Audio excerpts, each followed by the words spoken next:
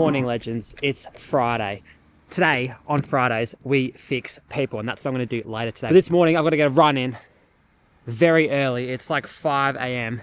We're going to grind it out, smash it out, and then I'm going to smash my day of work, and then we're going to fix some people. If you have any injuries at all and you would like some advice from a physiotherapist, because that's what I am, then put it in the comments, and then we'll discuss it next Friday. We just keep this rolling.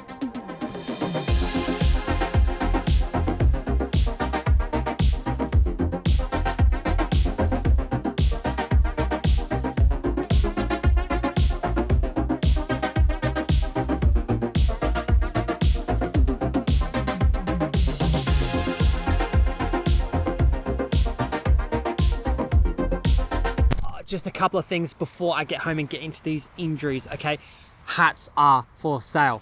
Pretty mean looking things. Now, Welcome 10 at checkout gets you 10% off. That's as much as like a Morton gel. I'm saving you a Morton gel at checkout. But there are a couple of people who bought overnight in Queensland, and I don't know how they managed to do that because they have a fucking cyclone over their house. So if that's one of you guys watching who ordered a hat overnight in Queensland, I'm sorry, unless I get out there myself with a fucking canoe and canoe this package to your house, it's probably not going to come until at least next Monday or Tuesday. I honestly don't know, but I guess we're just going to have to find out soon. Okay, really quick.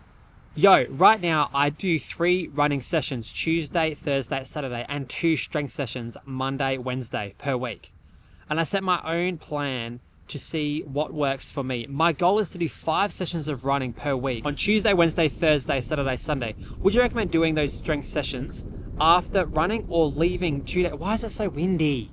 What's going on? Would you recommend doing those sessions after running or leaving 2 days for recovery, or doing those strength sessions on Monday and Friday? Now, what I would say is to put your strength days on the days when you're actually doing your workout. So if you do have a 1 workout day per week where you're doing something a little bit harder than just easy running, that would be the day that you would put your strength session on, so that you're getting very fatigued on that day, but you're keeping your other days nice and easy and you're able to recover, okay? That's what I would do. If you go up to 5 days per week with 1 workout in that 5-day cycle, chuck one of the strength sessions on one of the easy days because you kind of have to, and then chuck the other one on your speed day. That way you can have 2 days off a week of doing nothing, which is going to be really good for recovery. All right, I'm going to go get some food and then we're going to get some injuries. Okay, injury number 1. My wife has been told by her physio that she probably has a small meniscal tear from pickleball. Ouch. After 3 weeks of therapy, the physio said she doesn't need to come back. She has 12 exercises to do and is allowed to continue running. That's great news. Symptoms like swelling pain and locking have mostly gone, but she still gets some clicking. Does this sound right? Can she narrow down the exercises to 3 to 4 specific ones? I feel like it'll be hard to keep doing those general exercises, especially when there's like 12. Jesus. She got me into running and is an absolute legend. Okay, so let's firstly narrow down what exercises in this regime is actually going to help to protect the knee and help you with running. Now, I like to think a little bit bigger than what's actually going on to figure out how you're going to actually help someone long term. Let's think about this. What actually caused this meniscal tear? Is there an instability in the knee that we should be aware of? Is there like an active instability, meaning that this, way that you're moving is causing this kind of stuff? What I would encourage you to do is to go outside, get a camera and, set it up, get in front of the camera and do 5 jumps in the air to see what's actually going on with your foot and knee and hip, okay? If your knee drops in and looks really unstable and is twisting, then that might be a good sign that maybe your ankle and your hip might be a little bit weak and not very good functionally. That might be the first thing to look at before even do exercises. So do that first, and then we'll get on to the 4 exercises that you should definitely be doing to keep that knee nice and strong. And in regards to the clicking noise that you're still hearing, it's very, very common. In fact, think about this. Tissues take a long time to fully heal. They're always a little bit inflamed, even up to, 3 to 6, maybe even 9, 12 months after you actually hurt some sort of tissue. And so that tissue might be a little bit puffier because it's filled with inflammation. And so it's going to click and stuff like that. You know, there's many more knees in the world that have nothing wrong with them that actually click. So I don't think clicking is necessarily a good marker for how well you're actually improving, as long as your knee is fully stable and you're back running, you know. I have a clicky knee. I think it's this one. Maybe I can get it to click. Maybe it's this one. No, it's this one. You might not even be able to hear it, but it clicks. Now here's how I would break down the 4 or 3 exercises, probably 4 though, that I would actually do to get better. Let's think about this. What muscles actually help the knee and its stability? Okay, number 1 is the quad muscles. Number 2, the hamstrings on the backs of the legs. Number 3, the calves. You see the calves actually cross the knee joint, meaning that they have some sort of protective effect of that knee. So those are the 3 that directly help the knee. The 4th one is obviously the hip muscles themselves. You need to have strong hips to have good functioning, nicely moving knees. Yeah, knees. Okay, number 1, the single leg squat. Okay, imagine that I have a weight. I'll just use my bag. You're just gonna hug it like this, okay? Put your heel out in front, single leg squat, okay? Nice and easy. Okay, the next one is a single leg bridge. So all you do is take one leg off the ground, heel, we start to go to about 90 degrees right here, and then we just lift up and back down. Now, a heavy weight will do much better than a light weight. You need a heavy weight to keep these hips and these knees nice and strong. Now, exercise number 3 is just a calf raise. So we're gonna go and we're gonna slightly bend the knee like this, so not straightening, slightly bend. Then we're gonna go down on the floor, all the way up, okay? The more weight, the better. These are your springs. The stronger you can get your calves, the better it's gonna be for your knees, because your knees won't have to do as much loading. Okay, last one. We're gonna do a side plank like this with the leg in the air, okay? So we're using the hip on this side to hold ourselves in the air. We're using the hip on this side to keep that leg in the air. Now, if you can't do it like that, you can start on the knees like this and you can take the leg out. Pretty easy. And then we can go into this, or you do a side plank like that, and then you can get the full thing. This one's actually really bloody hard.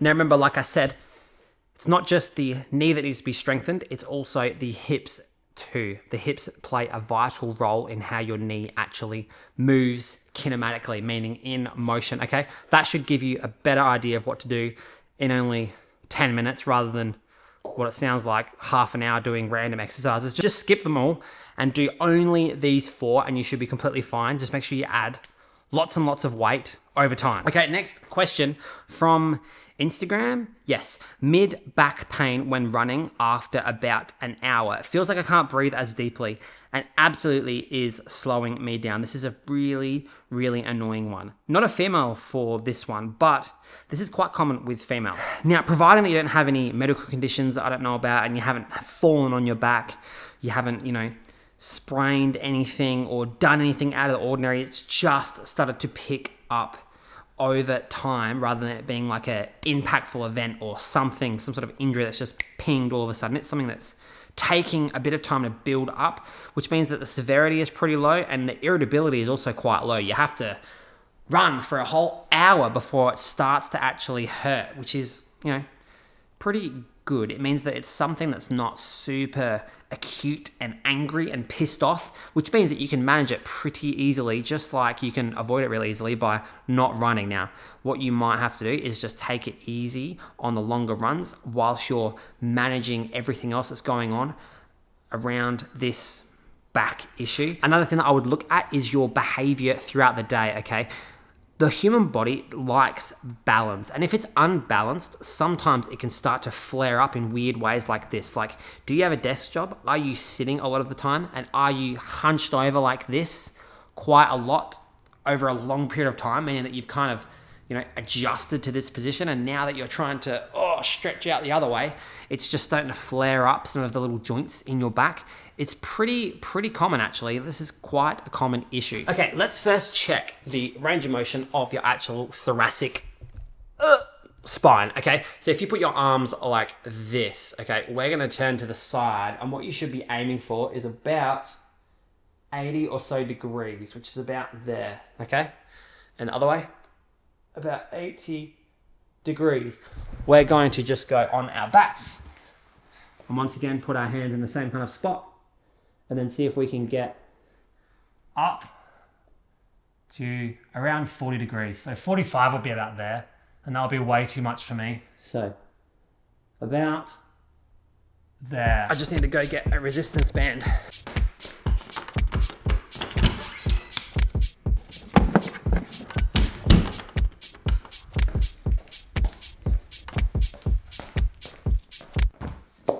Okay, so we're gonna get a resistance band like this. We're gonna wrap it around some sort of furniture. We call this one a face pull, okay, because you're pulling essentially towards your face. Now, luckily, over my many years of training and going to the gym and stuff, I've kind of symmetricalized myself a little bit, so I'm a little bit more symmetrical than the average person. Maybe, I don't actually know, that could just be complete shit talk. But anyway, this is what we should do. Number one, face pull. Now the next thing is a pec stretch. Is the pec actually involved in what's going on? Because sometimes it actually is, okay? We're gonna get our elbow at just under 90 degrees. Don't go above 90 degrees, it's probably not good. Just below 90 degrees, and we're just gonna slowly rotate as long as we feel the pec stretching. We're not just stretching the capsule of the joint, which doesn't feel very good. If there's any clicking or anything, it's probably the joint capsule. You've probably gone too far. So that's my pec stretch right there. Going too far, not good. Okay, next one for the thoracic mobility, okay? You're gonna go one hand here, okay, obviously. And you're gonna go one arm under or above the head, okay? We're gonna go down to our hand, not by bending this arm, keeping this arm straight.